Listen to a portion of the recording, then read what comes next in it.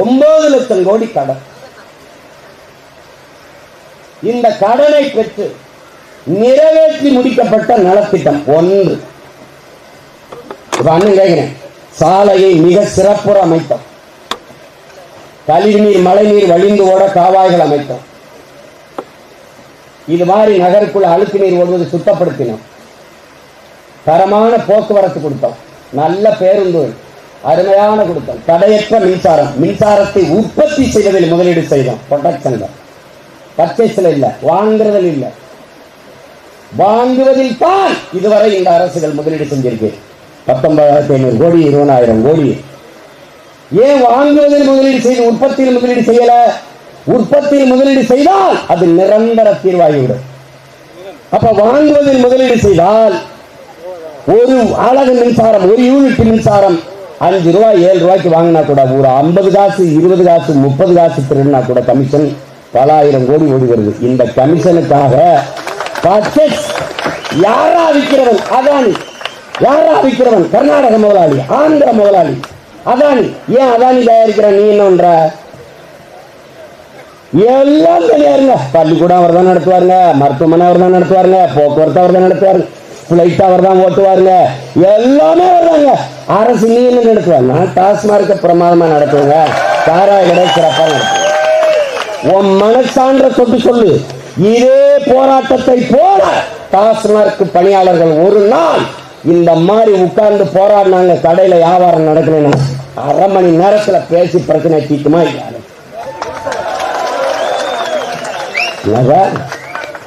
என்னடா நீ ஒரு நாடு வச்சுக்கிறது?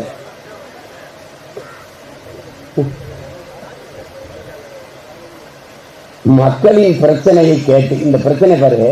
ஒரு அரசு பாரு, அரசு நீங்க நினைக்கல போலீஸ் நம்மளை பார்த்து நீ அடிச்சு ஒடுக்குன்னு போலீஸுக்கு பயப்படுது. போலீஸ் அரசாங்கம் நமக்கு பயப்படுது. மொத்தமா கூடிட்டாங்கன்னா என்ன பண்றது தெரியாம அந்த கரூர்ல தடுத்துற, ராமநாதத்துல தடுத்துற, மதுரையில தடுத்துற. ஆனா அங்க தடுக்க ராத்திரி எனக்கு சொன்ன போட்டா, அண்ணே ஆனா இந்த பாருங்க போராட்டத்துக்கு ஒரு எல்லாரையும் அடிச்சு இது பண்றாங்க, ஒரு மண்டபத்தை அடைக்கிறாங்க.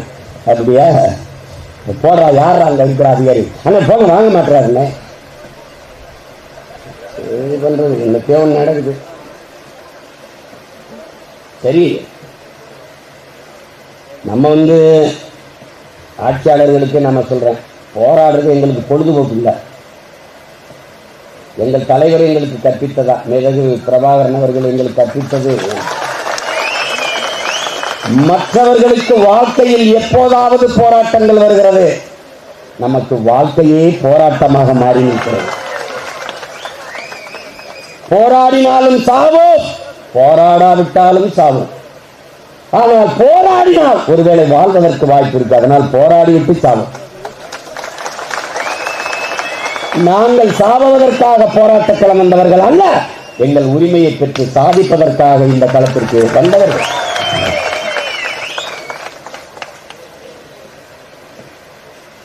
போராடாம எதையும் பிறந்ததில்லை தம்பி, எதையும் பெற முடியாது, எதையும் பெற்றதில்லை, இந்த பூமியில் எதுவும் நடந்ததில்லை. இத்தனை மாறுதல்களும் இவ்வளவு வளர்ச்சியும் இந்த பூமி கண்டிருக்கிறது என்றால் புரட்சியாலும் போராட்டங்களாலும் தான்.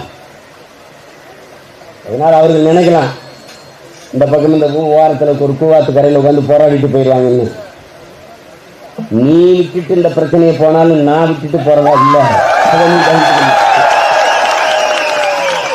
இங்க பேசின எல்லாம் என் தம்பியெல்லாம் கூட சொன்னாங்க, அந்த 5000 ஏக்கர்ல ஏர்போர்ட் கட்டுறதுக்கு அவங்க அண்ணே அண்ணன் போய் நிம்மதியா படுப்பா, ஏர்போர்ட் என்னை தாண்டி தாப்பா கட்டணும்.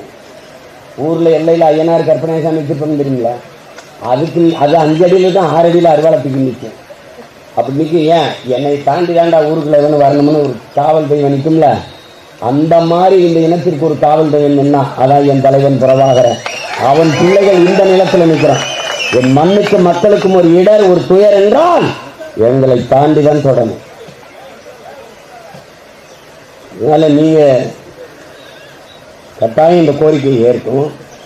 எங்களினுடைய பேரன்பிற்கும் பெருமதிப்பிற்கும் உரிய மாண்புமிக்க மின்துறை அமைச்சர் மதிப்பிற்குரிய ஐயா தங்கம் தென்னரசு அவர்கள் போராடுகிற இந்த மக்கள் இந்த தம்பி தம்பிகளினுடைய கோரிக்கையை ஏற்று அவர்கள் கோரிக்கையை நிறைவேற்ற நீங்கள் கவனம் எடுப்பீர்கள் என்று நான் உறுதியாக நம்புகிறேன். இந்த போராட்டத்தின் வாயிலாக உங்களுக்கு இந்த கோரிக்கையை நான் வைக்கிறேன். மின்வாரியத்துறை அதிகாரிகள் போராடி கொண்டிருக்கிற இந்த பிள்ளைகளை வந்து சந்தித்து அந்த துறை சார்ந்த அதிகாரிகள் அவர்களுடைய கோரிக்கை 30 கோரிக்கை 300 கோரிக்கை ஒன்றுமில்லை. எங்களுக்கெல்லாம் மாதம் 1 லட்சம் ரூபாய் சம்பளம் வழங்குங்கள் என்று அவர்கள் கேட்கவில்லை. இந்த கொடுக்கிற சம்பளத்திற்கு பார்க்கிற வேலையை நிரந்தரம் பண்ணுங்க என்றுதான் இருக்கிறார்கள். இது உயிரை கொடுத்து செய்கிற வேலை. அந்த வேலையை செய்வதற்கு அந்த பணியை உறுதிப்படுத்துங்கள் என்றுதான் இருக்கிறார்கள். இந்த மக்களுக்காக உயிரை கொடுக்கிற வேலையை உறுதிப்படுத்துங்கள் என்று கேட்கிற ஒரு கூட்டத்தை உலகத்தில் பார்த்திருக்கிறீர்களா? இந்த கூட்டம்தான். இவ்வளவு நவீன அறிவியல் தொழில்நுட்பம் வளர்ந்துவிட்ட காலத்திலும் போஸ்ட் கம்பத்தை மின் கம்பத்தை தோளில் தூக்கி கொண்டு போவது, குடி தோண்டுவது, வெட்டுவது, துளைப்பது பல முறை பேசிட்டேன். அமெரிக்காவில் உங்கள் கழிவை ட்ரைனேஜுக்குள்ள அந்த கழிவு குடிக்குள்ள இறங்கி எந்திரம் எடுத்து போடுது, அப்படியே உள்ள போக அள்ளிட்டு வரும்.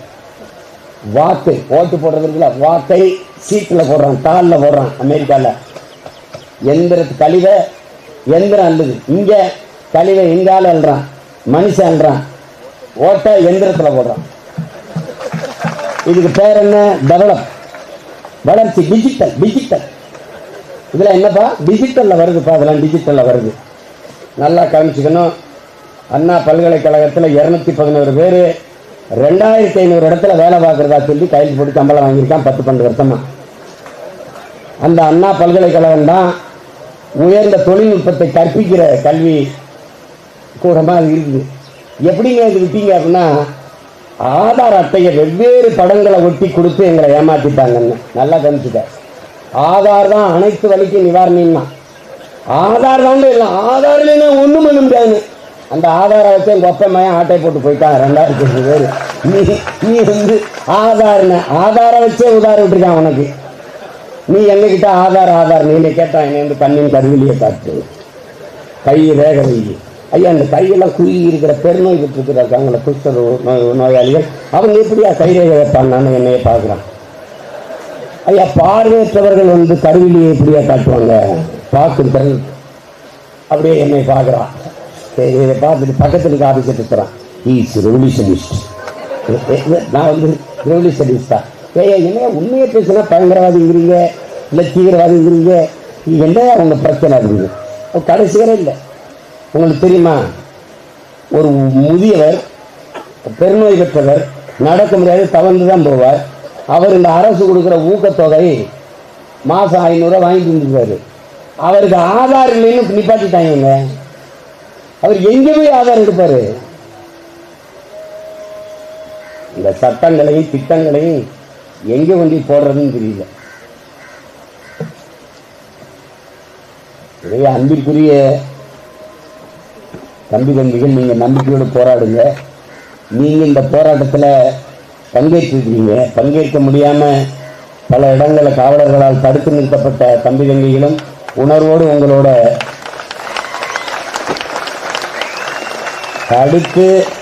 தடுத்து மண்டபத்தில் அடைத்தே பல பேர் கூடியிருக்கிறீர்கள் என்றால், தடுக்காமல் விட்டிருந்தால்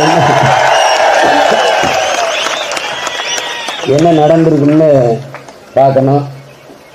கண்ணியமிக்க நம்ம தாத்தா காகித மில்லத்து மணிமண்டபத்திற்கு முன்னாடி இருந்து நம்ம இந்த போராட்டத்தை செய்கிறோம். தாத்தா ஒரு மிகப்பெரிய போராட்டக்காரர். அவருடைய பேர பிள்ளைகள் இன்றைக்கு அவர் விடுதலைக்கு போராடி விடுதலை பெற்ற இந்தியாவில் மண்ணின் மக்களின் உரிமைக்கு போராடி கடைசி அவர் பிள்ளைகள் நாமளும் போராடுற நிலைமையில தள்ளப்பட்டிருக்கோம். தாத்தா பார்த்துக்கிட்டு தான் இருக்காரு.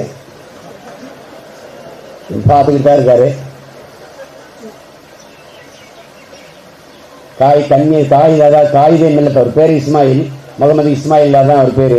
காயிதே மில்லத் என்றால் வழிகாட்டும் பேரொளி என்று அர்த்தம். நம்முடைய போராட்டத்திற்கும் தாத்தா ஒரு வழிகாட்டி பேரொளியாக இருக்கட்டும்.